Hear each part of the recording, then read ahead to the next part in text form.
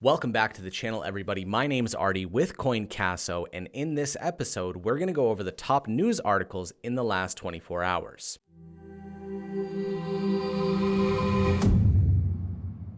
So we saw some huge movement yesterday in all cryptocurrencies.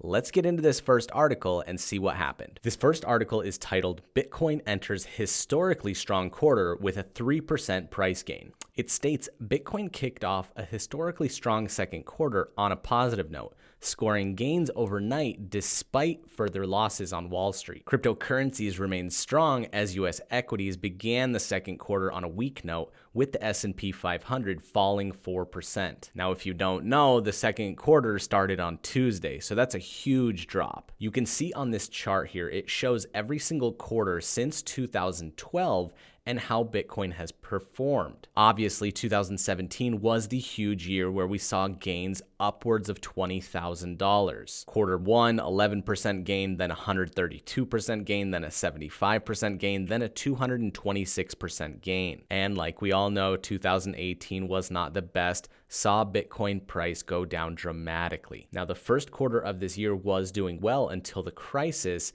and now we're starting quarter two already up 4%. Plus, we have the halving coming up in May. And if you don't know about that, watch yesterday's video where I discuss it in detail. But basically, every 4 years, Bitcoin goes through a halving to combat inflation. Every time there is a halving, we see a huge price increase in Bitcoin. So let's see what May has to bring. This article basically goes over the historical data of Bitcoin, how it's been trending this year, and how it's been trending after the devastation of March 12th. But as we've seen so far in the charts in this article, it's been steadily creating an ascending triangle, marking a future price increase. As always, article link down below. Let's jump into the next one. Now, if you came from the video where I talked about Bitcoin prices, this is the article that's going to be of most interest. It says Bitcoin briefly tops 7,000 as traders say worst of 2020 sell-off may have passed. Bitcoin rose Thursday for the fourth straight session and briefly climbed over $7,000 for the first time in 3 weeks. In comparison, if you look at the S&P 500, still down 22% for the year, while Bitcoin has now trimmed its 2020 losses to just 5.5%. That means that Bitcoin and cryptocurrencies are doing 17% better than the market. Now, this last part's really interesting, so I'm going to read the whole thing for you.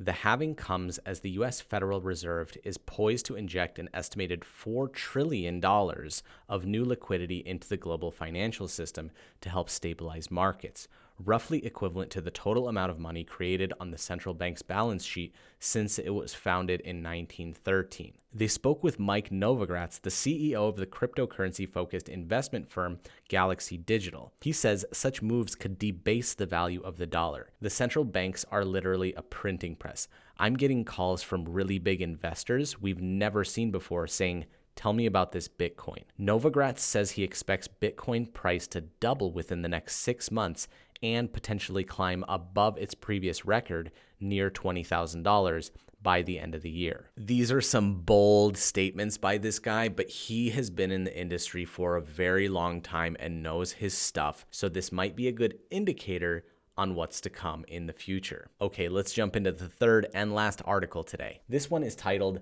They Have the Users. Binance CEO explains why he bought CoinMarketCap. The largest cryptocurrency exchange by market volume has acquired a popular data site, CoinMarketCap, for an undisclosed price.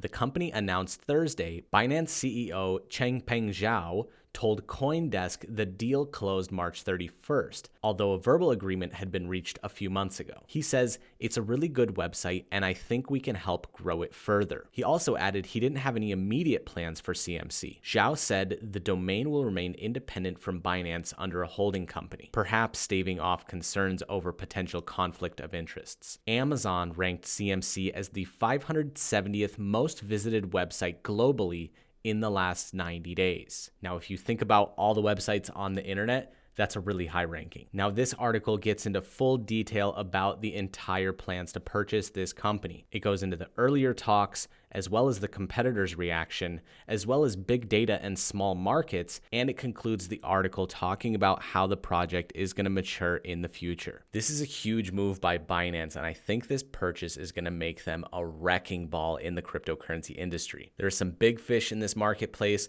but CoinCasso is ready to compete, ready to be one of the top dogs. So if you haven't yet, go to coincasso.com, register for an account, and start trading cryptocurrencies today. Like always, guys, all the articles are linked below in the description of this video. Thank you for joining me today. Don't forget to like the Facebook page, subscribe to the YouTube channel, and we will see you in tomorrow's video.